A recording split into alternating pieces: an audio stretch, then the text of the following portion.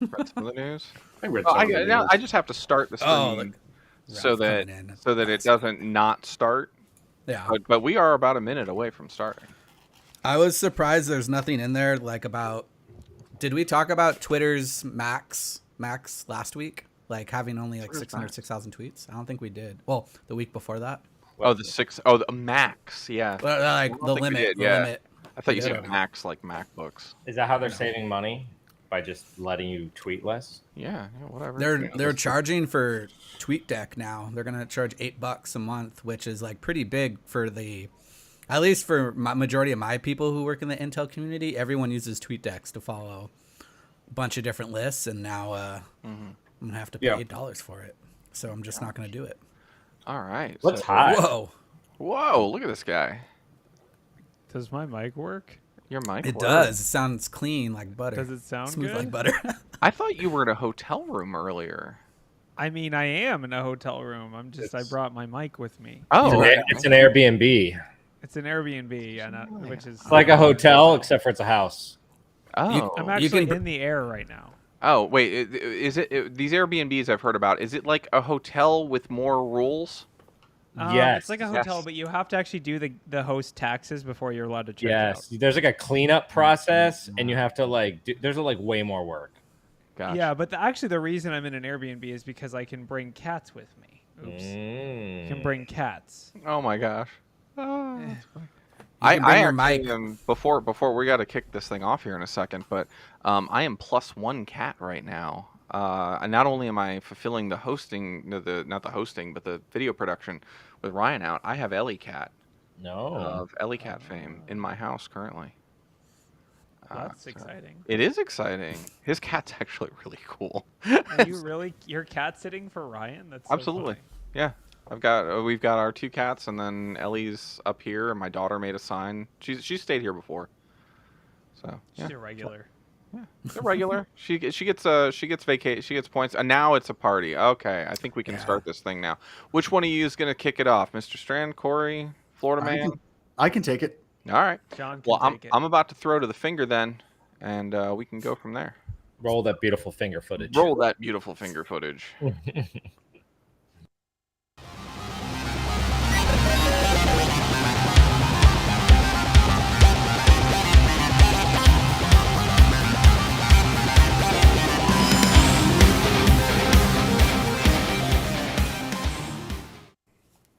Hello and welcome to another edition of Black Hills Information Security Talking About News.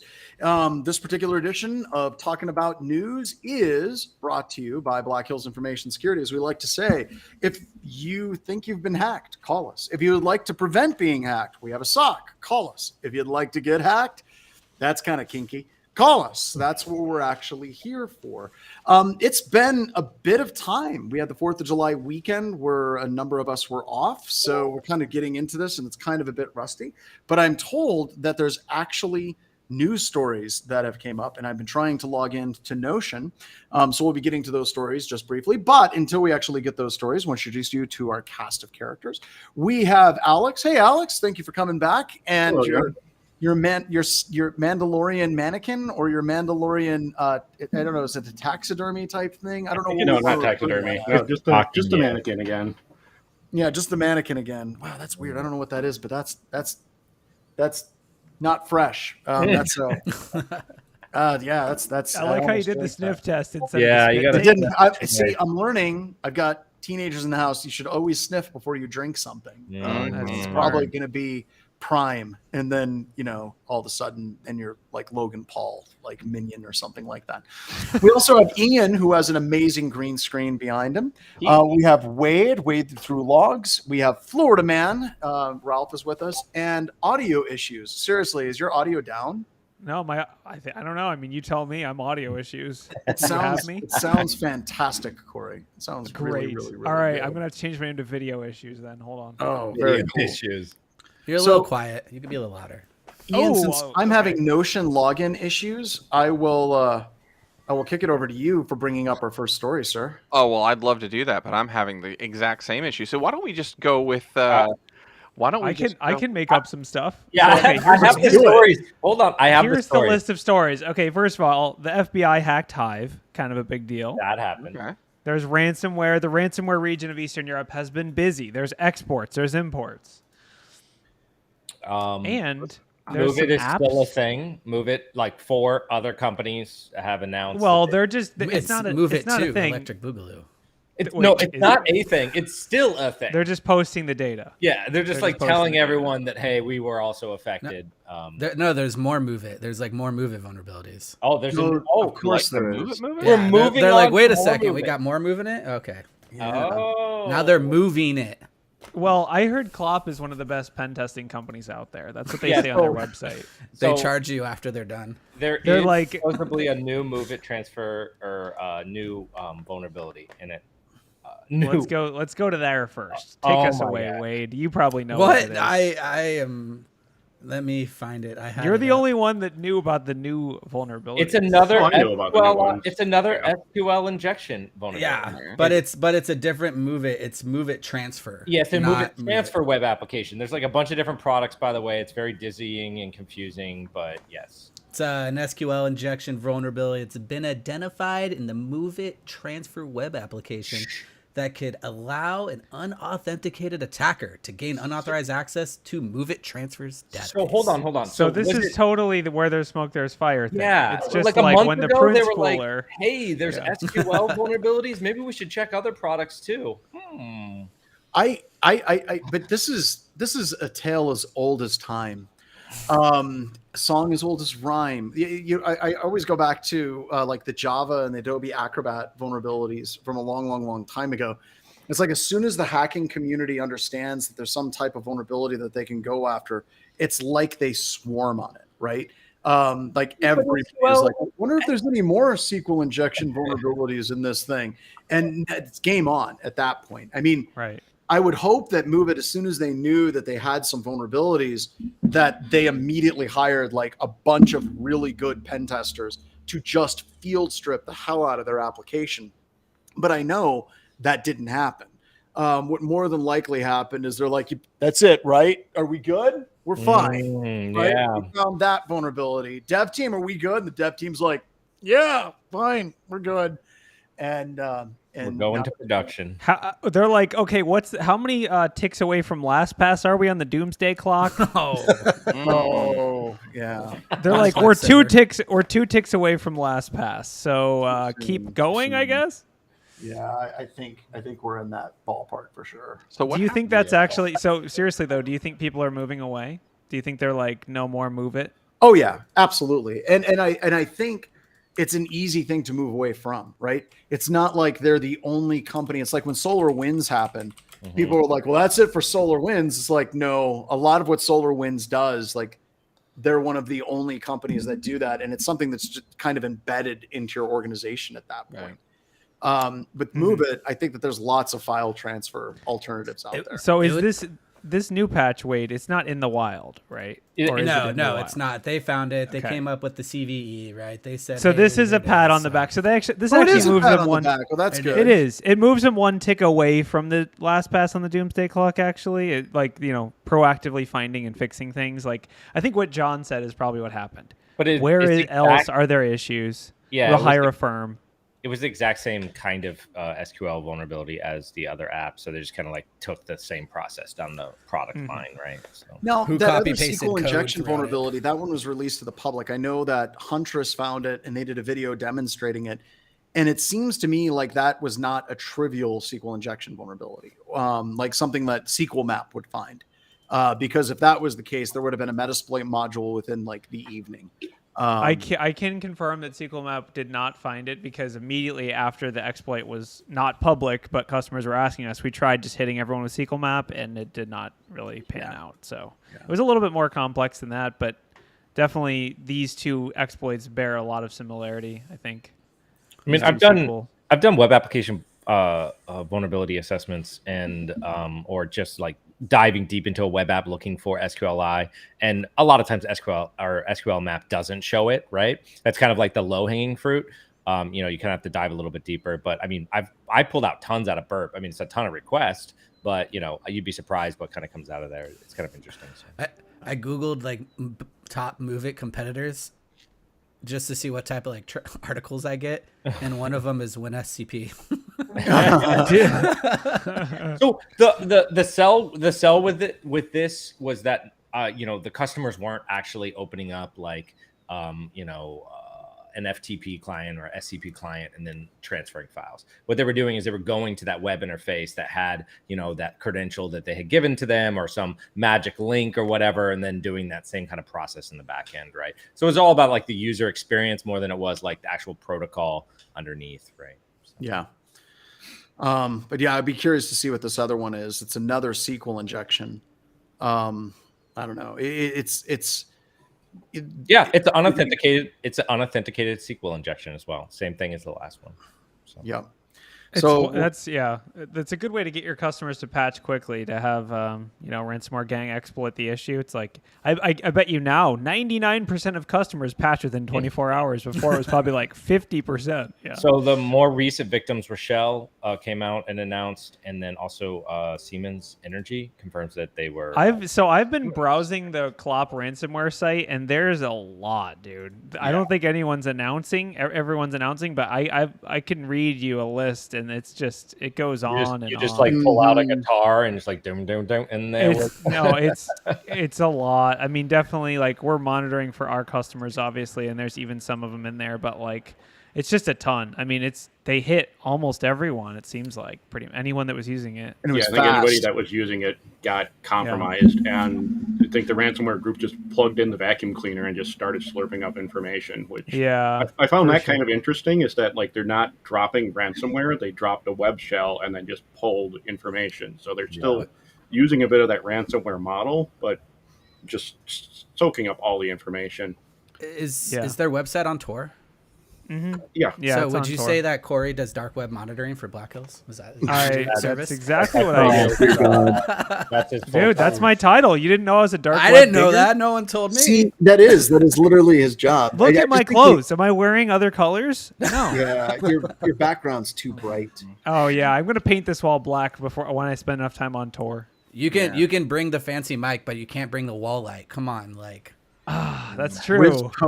Wispo put in, if the vendor's third-party businesses get compromised, is that a fourth-party compromise? I think that's a fifth-party compromise, and I don't know how Kevin Bacon works into that.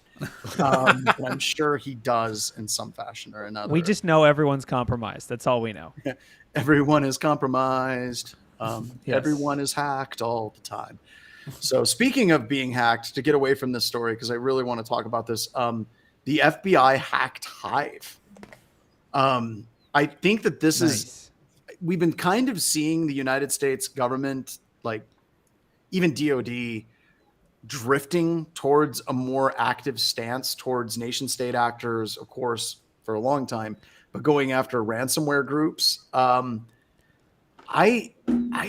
don't know. Like, okay. So my opinion on this is freaking game on. Like, let's go. Like, open season. FBI, start hammering it down. Let's bring them down. However, there are other quote unquote thought leaders in the industry that are like, this is a bad idea because if we start being offensive against these offensive people, they're going to get angry at us and they might hack us harder or something. I don't know. I know the whole concept that like something will cause people to hack harder is just funny. Like I never really vibe with it. It's just like, how do you hack from jail?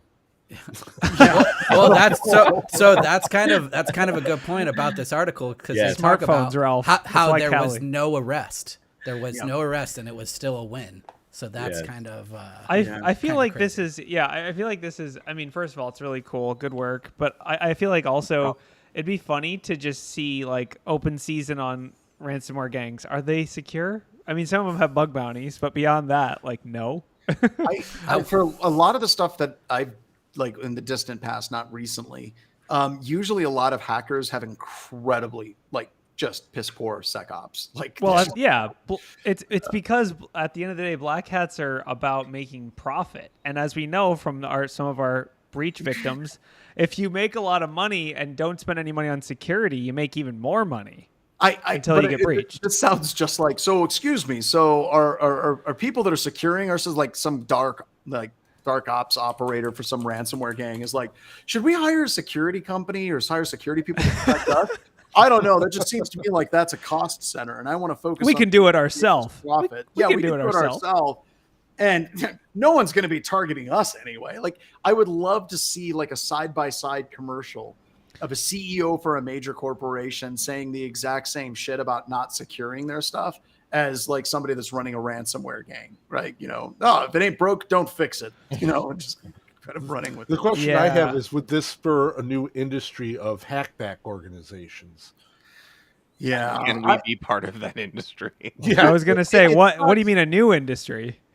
Well, I mean, having a corporation, the FBI hacking into a group is one thing, but having a hack back from, say, a corporation, all of a sudden the corporation says, well, they came after us, so we're going to go after them. We're going to hire XYZ. Like you have the private detective agencies out there. We're going to hire Black Hills Hackback because they hack harder.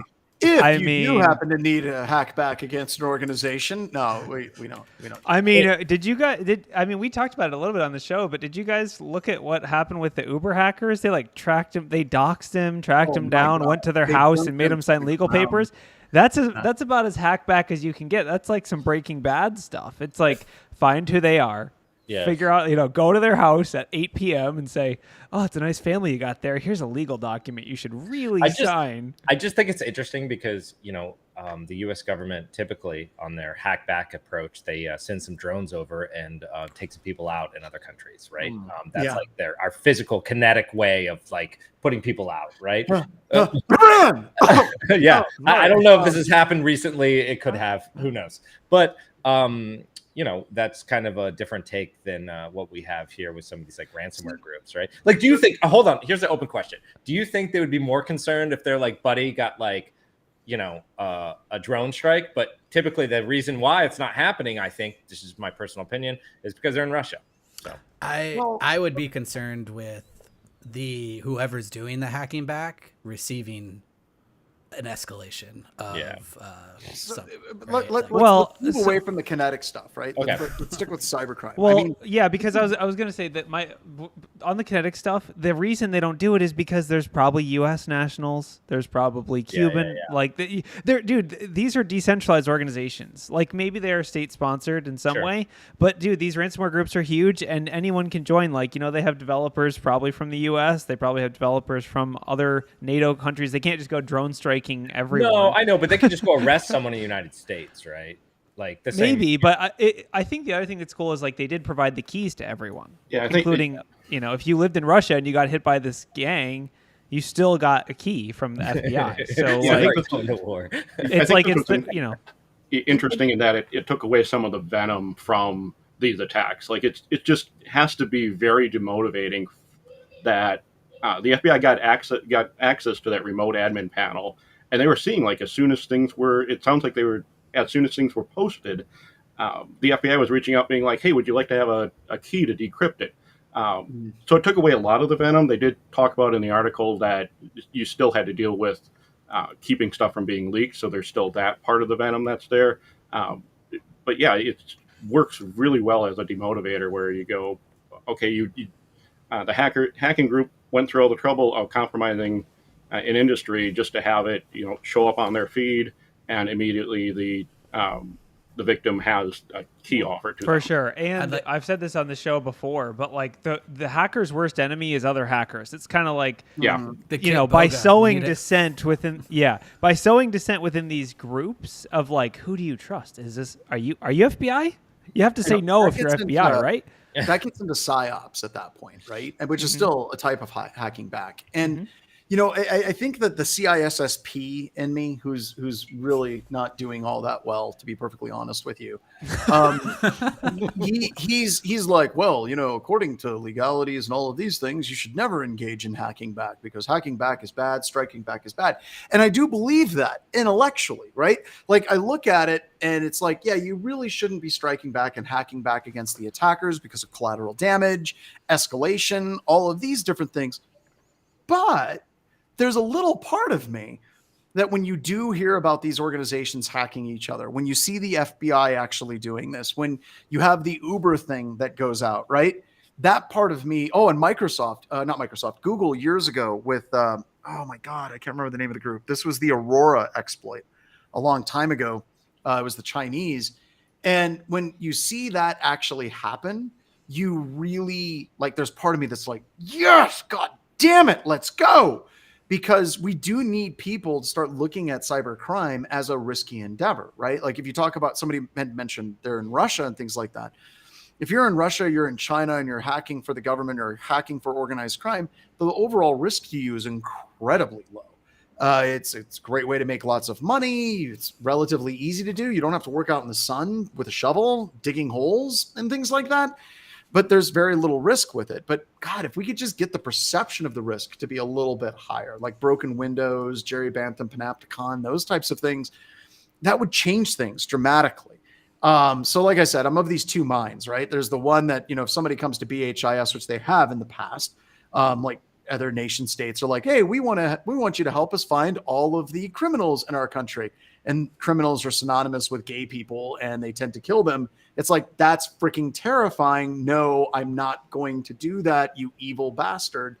We don't want to do that. But at the same time, like I said, anytime I see Uber or I see like the FBI actually taking the battle to the attackers, that just feels good deep down. And I don't know if that's just the caveman in me.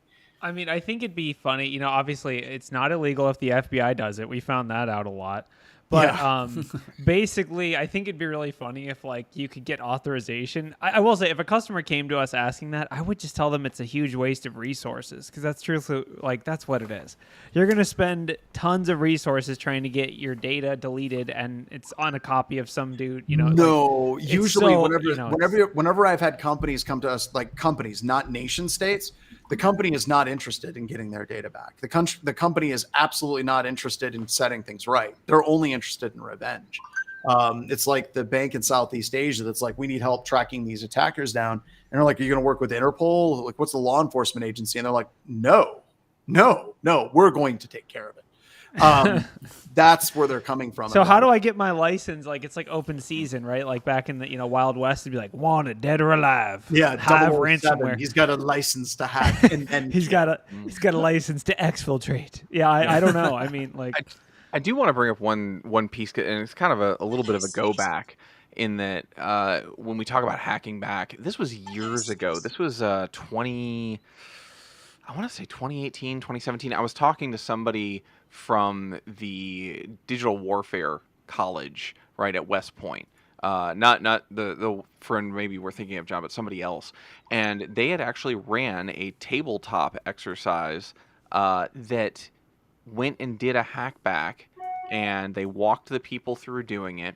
And then lo and behold, one of the IP ranges that they hit in this tabletop exercise was a dialysis pump at a hospital. Oh God. And it killed the son of like some Chinese ambassador. No. Right. Like, wait, in the tabletop? That's what happened? In the okay, tabletop. Cool. Because that's what they were doing. They were saying like, that's an intense tabletop. It is an intense. Well, it was at the West Point College and I forget what it was, but that was the scenario they were coming up for young military leaders that are going to deal in this warfare, to say these are the types of things you need to think about, because none of this is precise.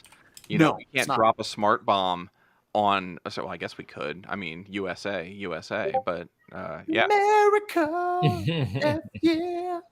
Yeah, really. I feel like the future security researcher that tries the hackback thing will have a blog post called "How I Ended Up on the No-Fly List." Yeah. I was gonna say, do you think like hacking has become sophisticated enough where the collateral damage for that type of stuff, at least for anyone willing to pay for it, is going to be pretty minimal at the most? No, it's going to be a lot of human beings that get compromised along the way, because the easiest way to get to the ransomware actor is through their grandma, right? So like that's where it gets into the human collateral damage, and if that's where it gets into the unethical side of things. And John's NRCISSP is yelling and screaming right now, and it's just like not a good, you can't target that accurately. If your goal is to hack one of the ransomware actors, you're not just going to send them a phishing email and they click it. Although I guess probably worth a shot. But what if they're using MOVEit, right? Like, do you assess the way you're going to get in beforehand and be like, oh, okay, here's their servers, here's their infrastructure. They actually have a couple vulnerabilities that we have.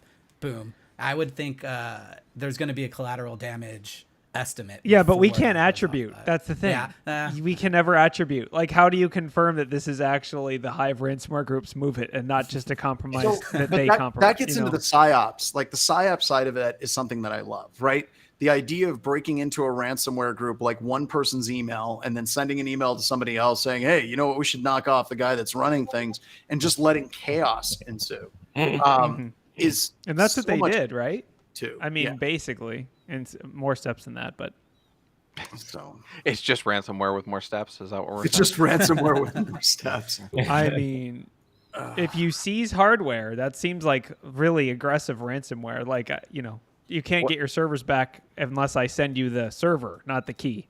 What if we were to instead to seize a port? Oh my gosh! Oh, like you're talking about Japan? Yeah. You mean like the ransomware thing? Where they shut down? Isn't it the largest port? Yeah, it's the largest port in Japan. Yeah, They completely shut it down with Lockbit. Now no one's going to get their Toyotas on time. Which sucks because Toyotas are awesome. Mine was built in Mexico. I don't know about you guys. I know. The joke was that they're all built here. Yeah, I am surprised that we don't see more things like this. This seems like almost like an anime. Like I'm obviously thinking in the Japanese headspace, but like a printer. I'm just going to read the sentence. A printer connected to the system printed a notice reading Lockbit. like imagine you're just sitting at your computer like Wyatt no worky, and then it just prints out a thing that just says Lockbit. You're like, that explains the thing that it. bothers me about this is how bad is their IT infrastructure, where the attackers are like, they're not reacting. Did you put it on the screens? Yes, we put it on the screens. Hit them again. Can you send them a print? It's like, what is this? Like print out lock. Yeah. What was the article back where the dude had like everything on a USB drive and then lost it?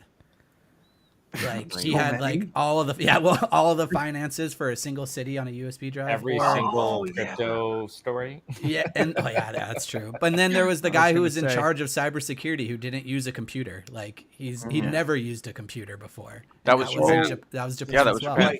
He's a people person. He's not an engineer. He's good at social engineering. Okay, not a nerd. So so it's kind of light on details on. It is. It basically is. Classic though. You have to halt when certain systems go down. You have to halt operations, and yeah. It probably was a social engineering attack, maybe phishing. Have you guys seen the Teams phishing stuff recently? I've been seeing some articles about that, but doesn't that require you to already have like some level of account, or can you do it directly from the outside, Ralph? Yeah, so you could do it from the outside. So we've been doing some stuff like this for red teams as well, but there was a new tool that kind of came out recently to kind of automate the whole process, right? And the way it works is pretty simple. From the outside, you set up a Microsoft Teams tenant or Office 365 tenant, and then you send an external Teams message with an attachment and use a payload that way, right? Kind of interesting because you can also share attachments via OneDrive and other things like that, where like the user has to click on it and only that user has access to that file. So making the IR a little bit harder and stuff like that. So additionally, when people do receive messages via Teams, they're like, oh, must be work related because I only use Teams for work. Most people don't use Teams for like a personal. So yeah. This is a great example of a long line of exploits or tools that are basically someone found something like the fact that Teams enforces file restrictions on the client side. They reported it to Microsoft. Microsoft said, we don't see this as an issue worth fixing. We don't care. And this person's like, okay, cool. I'm going to get my 15 minutes of fame. Here's a GitHub tool. It's called Teams Fisher. Puts your logo on a hack, and congratulations. Sure. Now I guarantee you, Microsoft will fix it. This is the only way to get them to fix it is to publish a tool that exploits it. Well, and that's Josh Wright's law. Josh Wright, like years ago, said companies will not fix vulnerabilities unless there is an exploit in the wild. In particular, Metasploit. All of Metasploit. So your PSA for today is, if you do have an organization that is using Office 365 and Teams, is to disable external messages from anyone. That is and train your employees during security awareness training. You need to train them about other phishing vectors than just email. Yes. So let me get this straight. I'm not supposed to click on any Teams messages. No, you're not. No. I'm not supposed to click on anything from like OneDrive. Don't do that. So if I get an encrypted email, are encrypted emails safe for me to open? Yeah, no. Oh God, no. You don't want to do that. The more it talks about security, the more you should run. Okay. Yeah. Like anything for the safety of your account is a bad idea. As a blue teamer, seeing those encrypted emails come in, and you're just like, "Oh my God, is this real?" Is like you're like, and then dissecting it. Where is it going? What was the game show in the 80s where you didn't know it was behind the door? Like, do you want what's in behind door number Monty 1? Hall. Let's make a deal. Yeah, let's make a deal. It's like, should I open it or not? It's still on. Wayne Brady hosts it. Wow. He does now. Yeah. Do you still watch it? Absolutely. I want to watch it now. If Wayne Brady, like Wayne Brady's like Dave Chappelle show thing, was immediately what I went to. Wayne Brady gonna have to choke a bitch. It's like, oh my God, that was so funny. I have another article, and this one is not as security and more drama filled, but. So Twitter is threatening to sue Meta over threads. Oh my God. All right. I need to ask before we do this, like threads, is it worth it? Because I've never used it. It is literally what Mark Zuckerberg does. They literally coined a term. It's called zucking things. What he does is he waits for something to be made and he zucks it and makes the same thing, right? I know. Rip Craigslist. It got converted. It got zucked into Facebook. Oh wow! I Marketplace. never even realized. I'm going to give him credit for that. Okay, I'm going to give him credit for that, right? Because it wasn't something that he just started doing. Like on the inside of like their jackets that they give you, they talk about move fast, break things. And in there used to be a line that said, "Find the Facebook killer before it kills us." Mm-hmm. And their whole thing was like, buy, acquire, steal, like mimic. Well, the problem is the Facebook killer turned out to be the entire business strategy. But anyway, sorry. Yeah, right. So what happened was this time is they saw a wounded lamb about to die, and they decided they would go ahead and make a better lamb really fast. Yeah, but it's so weird, like. Elon Musk just absolutely torching Twitter, right? Like, I can't even. So much money for you mean optimizing, John? You mean optimizing by laying off 50%? There was way too many humans involved in this problem, and it wasn't. And Twitter was viable, guys. Like, I was going there every day. It was a mess, but. I don't know. It was a fun mess. It was our mess. It was our mess. It's now it's like, holy hell. They're going to be studying what Elon Musk did for generations at Harvard. There'll be a whole business book about it. There's going to be an entire class dedicated to that guy. And when they're done, students, like, this is long after we're all dead and gone, they're going to be like, so was he a genius or was he an idiot? And they're just going to be like, it's a matter of opinion. It's a matter of opinion. So I have two things on that I got to share. One, I had the same conversation with a good friend about just why is he doing this with Twitter? And she was like, follow the money. She said the Saudis funded most of this purchase. And I was like, well, really? They just want to burn $44 million to $1 billion? Destroy Twitter? Destroy Twitter? And all she said back to me goes, remember the Arab Spring? And I was like, huh. Yeah, but how do you, okay, so how the hell do you buy off Elon Musk? Like, at the time, he was the richest man on the planet. I think he still is. He still is. And I don't know if he is anymore. I think there's Tesla went up crazy. Well, see, John, once you get all the money, you have to start like acquiring billionaire like punch cards, and one of them is like go to a Saudi prince's yacht and like fire an AK-47 into the air. Like it's into it gets. Let's be fair. When is he going to be on The Simpsons doing something? Right? Like The Simpsons have to predict you doing something. Crazy. Okay. People are like, he's a useful idiot. I gotta disagree. He's the richest man on the planet. Now, okay, Dostoevsky's useful idiot, all that. Okay, but seriously, do you think that hey, Elon, what we need you to do is we need you to burn this to the ground, Or did they meet him on that yacht with an AK-47 and they're like, that dude is mentally unstable. He's walking around. He's got his Tres Camas tequila. He's drinking. And they're like, hey, Elon, you should totally buy Twitter. I bet you won't do it. He does it. He won't do it. He won't do it. He won't do it. Yeah, you should buy it. And I bet you could lay off like 75% of the staff, like especially all those legal people. Yeah, get rid of those. Yeah. Do you think that they just convinced him to do it?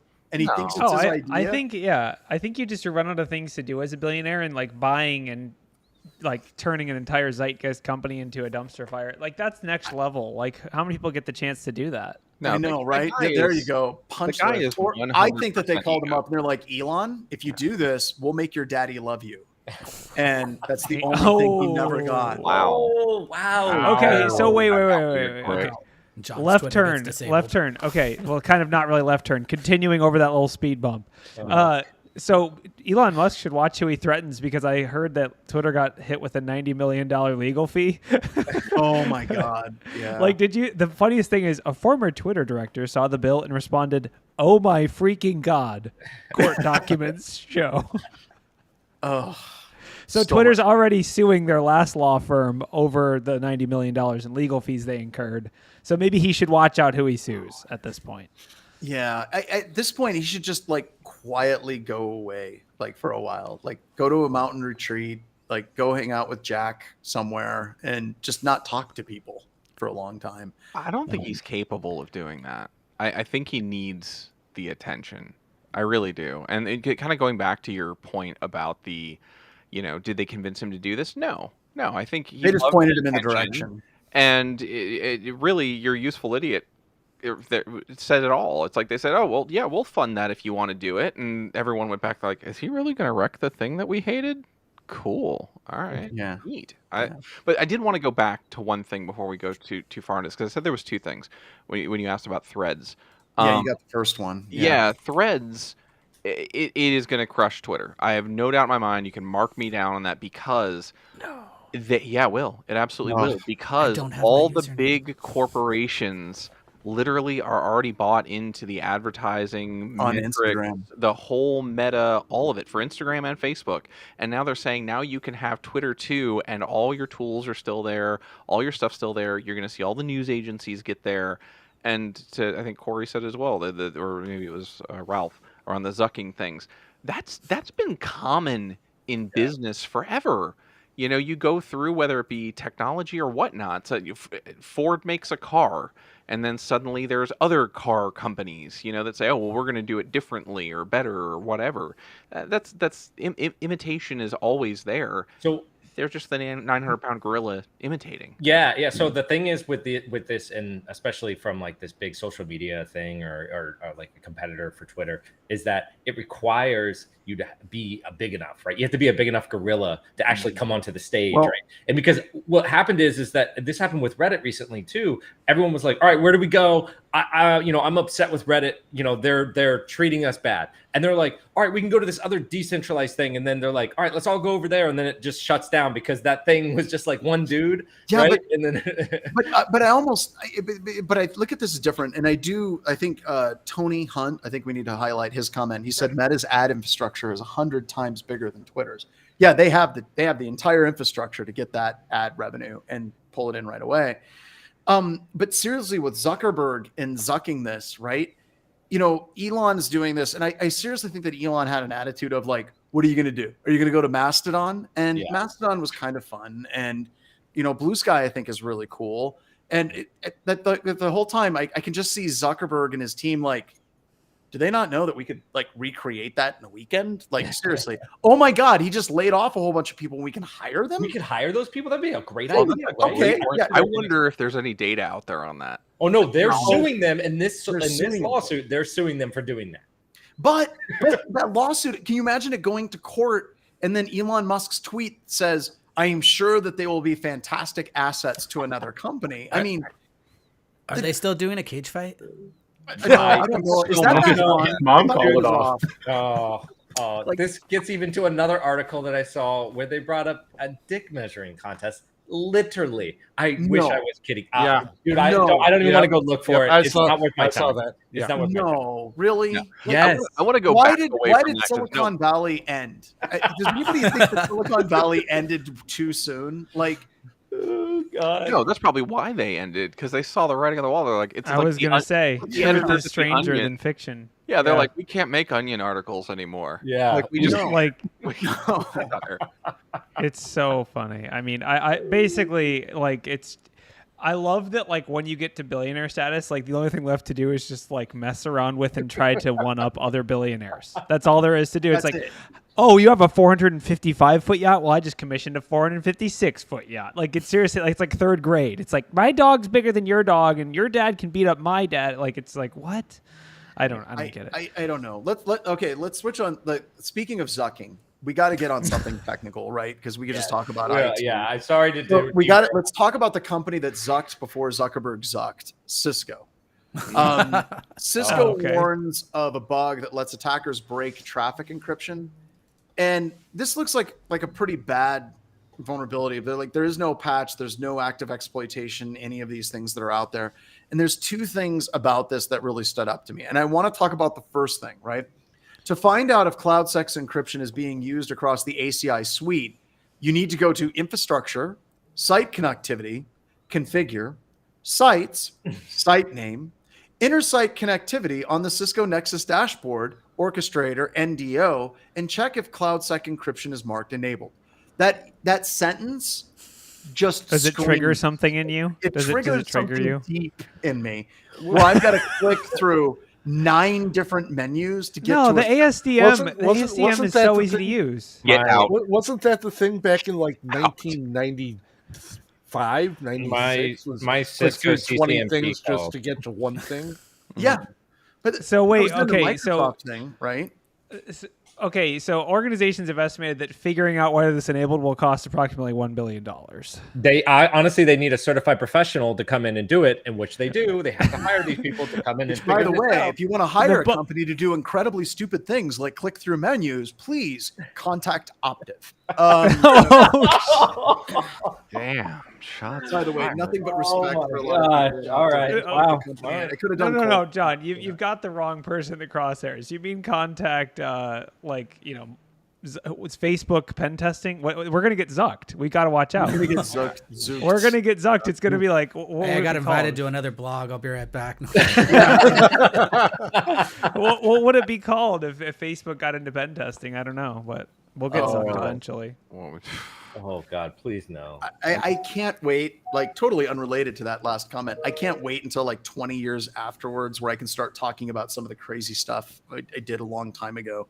And that there would be some funny stories in that realm, actually. So, but the other thing about this Cisco one that strikes me as interesting is people get worked up about crypto and decrypting traffic. Can anybody name one situation where an attacker literally took advantage of like crime, TLS, SSL vulnerabilities, Beast? There was one that was the OpenSSL libraries for OpenSSH that were also used in OpenSSL, where they were reusing like very limited key space. Can anyone tell me anything where these particular vulnerabilities of traffic interception and TLS SSL decryption were actually used? Norm said Metasploit. Nope. No. He's saying that as in the name for Facebook's pen testing arm, which oh my God, thing Norm, ever. and it's so man. good. Wow. I know. Norm, Thank you so much. It's perfect. my God, that is fantastic. You've earned You one gotta- schmeckel on the that BHIS is- podcast. Holy crap! So, okay. Norm. But to respond to your actual question, John, I think the answer is that there are 3 to 5 customers who are using this very specific feature who are worried about it, and everyone else doesn't give a crap. Like, reading through their disclosure, apparently there is basically, from what I could tell, and I'm not a Cisco CCIE or whatever, you can have a core switch. You can have a core switch exchanging information with another core switch across the internet. What could go wrong? Well, Well, but John's just saying that, how often is this actually attacked? Like, think about Poodle. I mean, there's so many of these. Oh, not much. But the point is, if it's going over the internet, then yes, it gets into all the other MITM arguments where it's like, yes, well, if an attacker broke into the data center for AT&T and tapped into their main fiber line, government decided to use this. So, but I can talk about, like, let's talk about something that's tangential, right? So if we're looking at the Dan Kaminsky DNS attack from 2008, there are quote unquote rumors that nation states were using that vulnerability to take over other nation states, specifically the United States was using that technique. And I've heard that from very credible sources that once Dan Kaminsky released it, there were people at the NSA that were like, God damn it. Also, that exact same year at Black Hat, there was a BGP prefix ASN hijacking vulnerability that came out. If you have an ASN that basically broadcasts two IP addresses that are the same IP address, the one that's more specific wins, and you can reroute traffic through the internet using that technique. That was actually used by the Chinese. And I think the United States used that as well. So I've seen these types of vulnerabilities being used by nation states. And this one, whenever you're talking about a core switch to a core switch on the internet, possibly nation state level type activity. So I'm going through, like, I'm trying to exhaust, but like TLS SSL, decryption of encryption of VPN traffic, other than in the realm of nation states going at it with each other. I just don't know how much organizations need to be terrified about these types of vulnerabilities, because at the end of the day, the attacker is going to find a point of entry in your environment that does not support two-factor. They're going to find a breach credential or password of season and year to get in. Like, that's how they're going to get in the vast majority of the time. So this is just like one of those axes that, I know people at RSA and I know people that do CVEs, like, they get all bent out of shape over these types of vulnerabilities.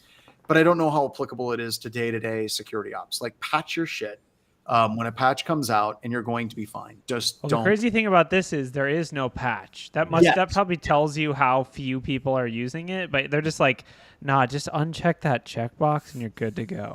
We made a mess up on that default. Whoops. It is kind of scary though, because like the only people who are using Cisco by now are mostly probably nation states. That's what I was going to say is who is using Cisco. Like, I do not see a lot of Cisco stuff out there. It's nation. Dude, Cisco in the government space is the government is all Cisco. Ian, back me up. Also in big corporate spaces, like it is that you don't use anything else. Period. Any organization as well that has any sort of DoD relationship, not even like private organizations, they're not going to go to Juniper, they're not going to go whatever, because they have to have folks come in and verify STIGs in their private environment to be able to maintain their contracts, and they're not going to go through and do it anywhere. You just made me throw up a little when you said STIG. I know. Sorry about that. Yeah, but a top tier fan. The gold disc strikes again. So I used to drink Cisco Kool-Aid, right? Like the real stuff, right? And but it is wild how many people and how expensive it is and all this other crazy stuff.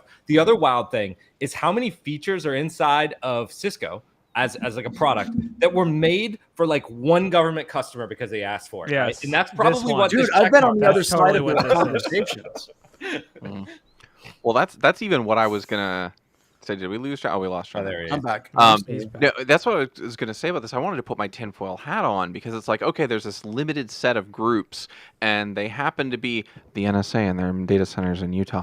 And that group, has been using this bug for a while. And I'm just, when I see stuff like that, where it's like network equipment talking to network equipment, being able to take away privacy measures, the first thing I think of is there's some like Uber nerd up at Fort Meade going, damn it, I gotta write another thing now. Hold on. No, and so just so you know, I've been in conversations where a bug has been found in the intelligence community in a product, and been in the room when people are arguing, where you have like a DA or a PA, designated accrediting authority or program accrediting authority, who's like, there's a vulnerability in this, we need to fix it.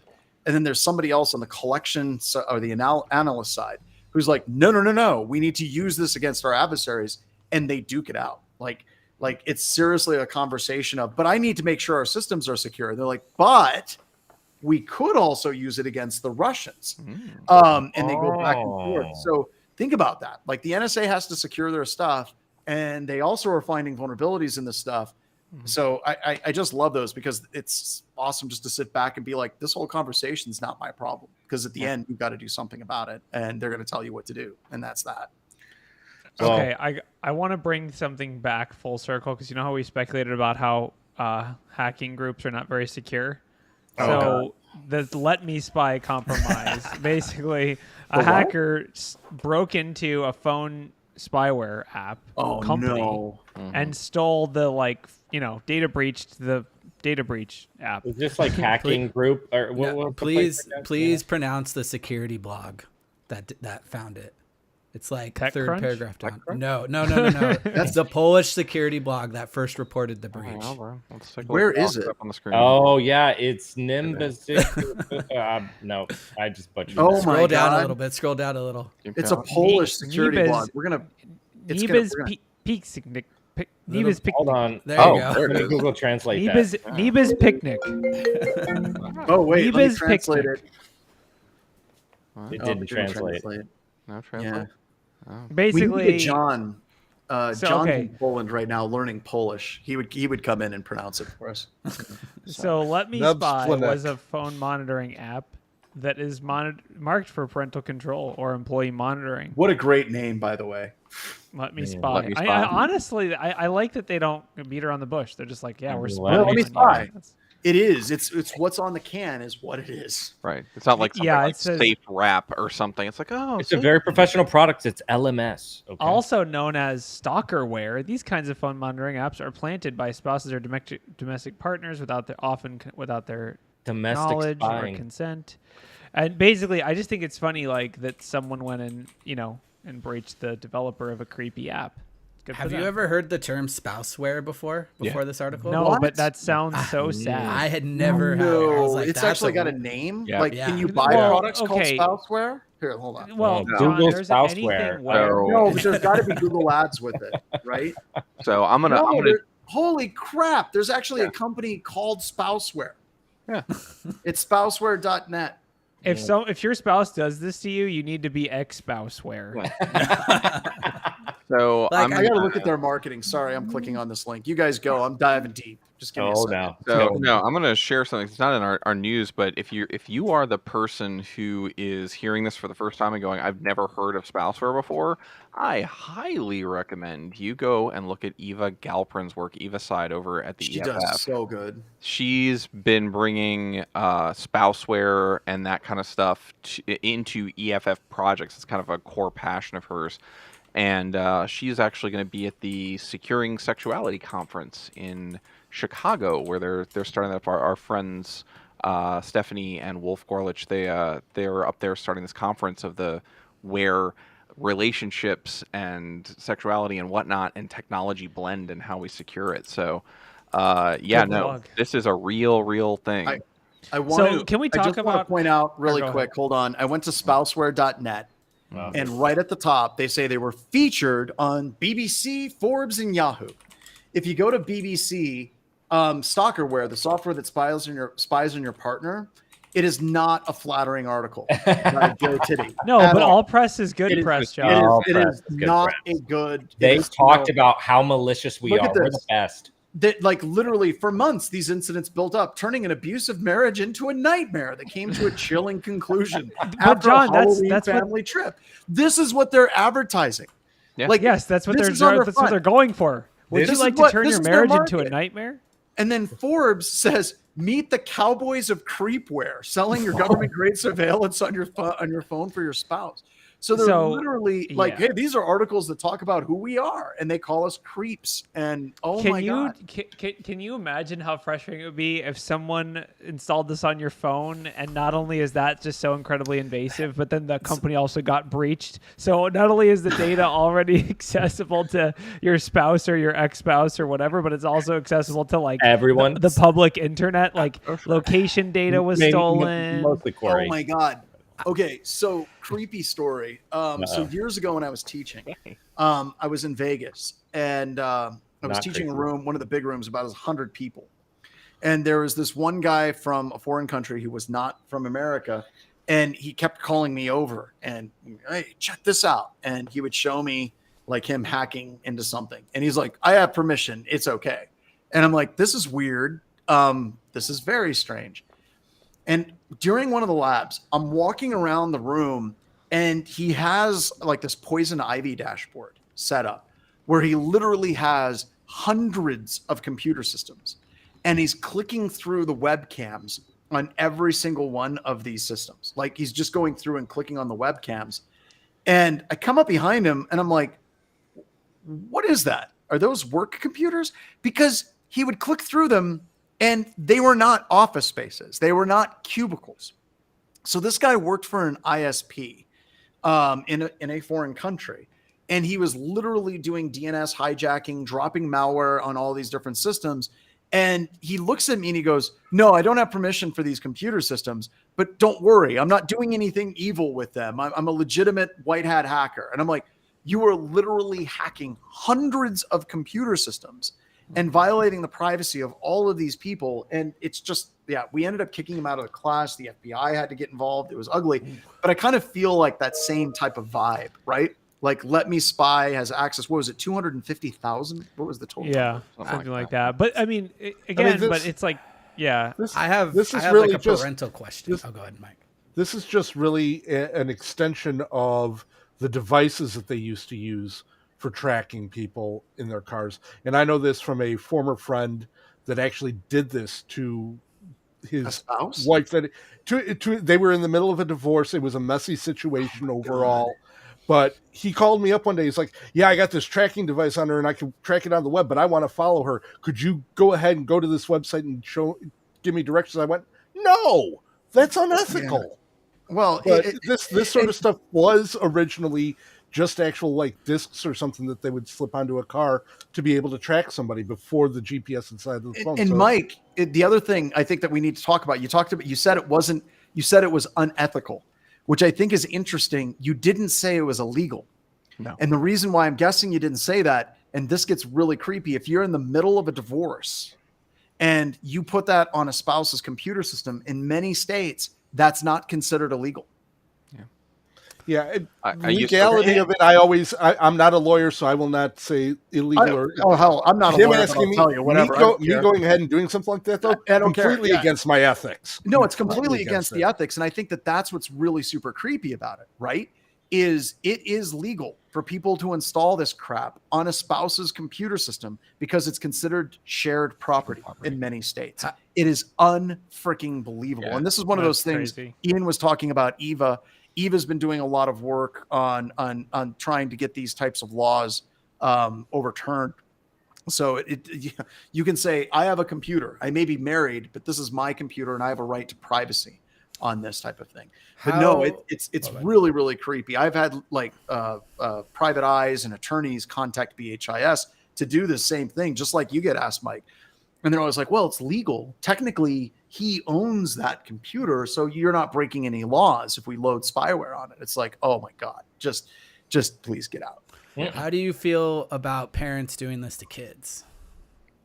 I would say the same. Yeah, but it's the same hack, right? Right? Like, so I was gonna say, if you need to do this to your kid or your spouse, you may have another issue that you might like. You shouldn't give them a phone, right? I'm more with Wade. If I could go back in time and talk to myself, like 6 years ago, I would be like, really, you need to severely restrict the types of phones your kids have and the monitoring software that you do put on them, because like the amount of stuff that they get into is just ridiculous. And my kids, I don't know. I just, it's tough as a parent, right? Because whenever you have a kid and they're like, let's say 10 years old, and I've had people talk to me and they're like, yeah, my kid is getting like, I came by on their iPad and I saw porn on it the other day. How do I deal with that? Dude, that is a really difficult situation to deal with, no matter what. Yeah, or even worse, I know some people are like, what's possibly worse than porn? If you find out your teenage son is all of a sudden into like Andrew Tate and is into like misogynistic websites and all of those different things, as a parent, how do you control that, right? How do you actually control that type of data getting to your kids? I agree, you got to do something about it, but holy crap. Anyone, I think the biggest thing is to factor part of this situation that we're talking about, which is one of these providers being breached. You need to factor that possibility into your decision if you're going to go forward with it. If especially for a parent, for a spouse, it's factor as well. But for a kid, you're talking about getting your 10-year-old's browser history and location history breached. That's a actual much bigger risk probably to a abduction or other potential really sketchy scenarios with kids. And that it's not like when you get access to these apps, it's only you that has access to the data. That's not how it works. And you have to factor that in to your decision. And I don't think a lot of people would think that. The marketing materials aren't going to say, by the way, we have access to all the data too. But this data breach proves that that is the case. Right. They can't even claim they don't have the data. But I think that there's other alternatives, right? Like Android has parental controls. Apple has parental controls. For sure. Use those. I think that they do most of what you need. And it's called LetMeSpy. Yeah, it's literally called LetMeSpy. And it's called like the cowboy creep who's doing this. But I'm also a huge fan of Firewalla. Kids are really good at getting past things. Just for reference, my kids have been through like SANS 504. They know a bunch of hacking stuff. And I found my Firewalla the other day. I was walking back behind my barn in like a pile of cow crap smashed to pieces. Why? Because my kids hated it so much. They just disconnected the damn thing and threw it out the back of the house. That's really good. And it doesn't involve me like looking at their individual content, but I can see websites. I can control all of these things without feeling like I'm an absolute creeper. And I think it was Killer. Yeah, that's the one I had. Said, my kids know that I'm doing this, right? Like I'm not surreptitiously monitoring what they're doing. They know that I'm actually doing this type of control. I've said the same thing to my kids as they've gotten phones. I've said, you mentioned something, John, that I immediately reacted to, and it says, "Oh, what happens if I find my kids got porn on their computer?" I'm like, well, the solution is to sit down and have a conversation with them about consent and boundaries and what that is. That's super easy peasy. Let me do another one. Yeah. Let's say that you have a child that's in a relationship with somebody else who's a child that's 12, 13 years old, and they're sending sexually explicit pictures to your child on a device that you own. Right. All of a sudden, it's not a simple conversation at that point. Oh, sure. But I wasn't going that route. It's phone in a blender time. Yeah. But more where I was going with that, just to kind of close the thought there, is people want to have technical solutions to avoid awkward conversations. And in reality, you need both, right? You need to sit down and if this is a solution to your problem, you need to reevaluate your decision making. I think that's very true. When you start getting into LetMeSpy, because there's so many. I want to spy on my ex. That wherever you've gotten with this, you're off track. You're getting close to being like what a cyber sociopath, where you've got 100 people's webcams that you're looking through. Like exactly. Yeah. So like it really is. But the biggest example, I think the reason we're even talking about it is that it proves that these companies, they have to keep the data themselves. It's not like Apple's parental controls where it just says this setting is disabled or this app is disabled or these DNS domains are blocked. It is like location tracking or something like that is centrally collected. It's different than it's not a control as much as it is a collector, Yep. Yeah. So well, and I think that there is a difference, right, between like the Google controls, the Apple controls, maybe a Firewalla, those are, I think I look at those as like if somebody has those level of controls on their kids' phones or on. That's a good idea. Yeah, I think it's a good idea. It's prevention. I get a little bit weird. Like if I was going to put that on, like even like Apple stuff on my wife's phone, that's starting to get a little creepy to me. Yes. Like at that point.